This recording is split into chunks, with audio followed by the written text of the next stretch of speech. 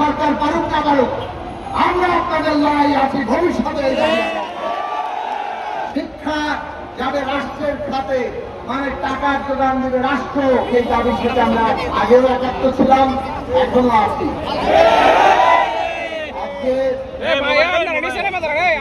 আমরা আপনাদের দাবির বিষয় নিয়ে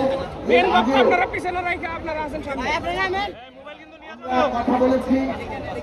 5ই আগস্টে ফ্যাসিবাদী সরকারের পতনের পরে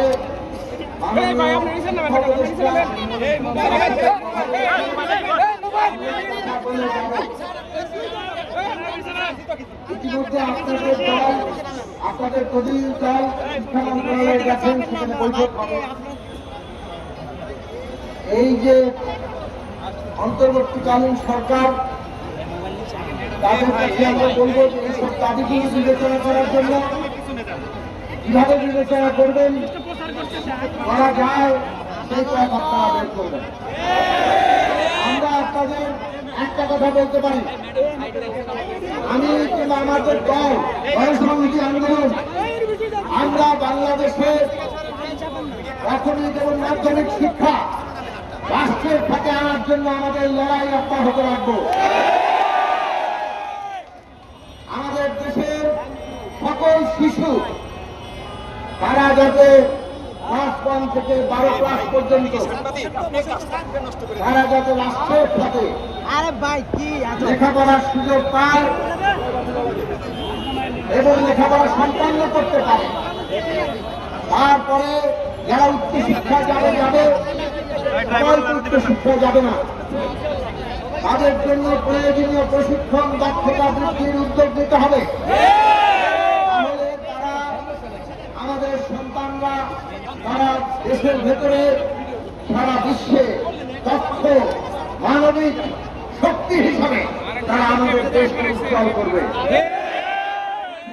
আমাদের দেশের উন্নতি আগামী দিনের পথ বলে আমরা মনে করি।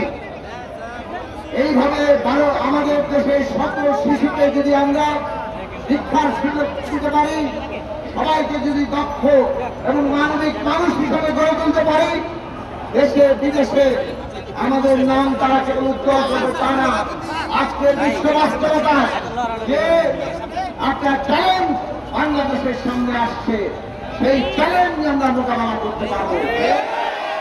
সেই কারণে শিক্ষার দায়িত্ব রাষ্ট্রের খাতে নিতে হবে। আমরা বহুদিন ধরে আমাদের ছাত্র জীবন থেকে লড়াই করেছি, শিক্ষা যাবে রাষ্ট্রের খাতে, মানে টাকার যোগান দেবে রাষ্ট্র, আর সমাজের হাতে থাকবে, মানে আমাদের সমাজ আমাদের ছেলে মেয়েদের, আমাদের সন্তানদের শিক্ষার ভবিষ্যৎ নির্ধারণ করবেন। সমাজের হাতে, রাষ্ট্রের হাতে হচ্ছে শিক্ষা, বিশেষভাবে প্রাথমিক এবং মাধ্যমিক শিক্ষা। সেই অবস্থা আমাদের করতে হবে। সেই জায়গা থেকেই আমরা আমাদের লড়াই চালিয়ে যাব। আমরা সরকারের কাছে আবেদন করব আপনাদের দাবি বিবেচনা করার জন্য। আমরা বলবো এই সরকার পারুক না পারুক, আমরা আপনাদের লড়াই আছি ভবিষ্যতে।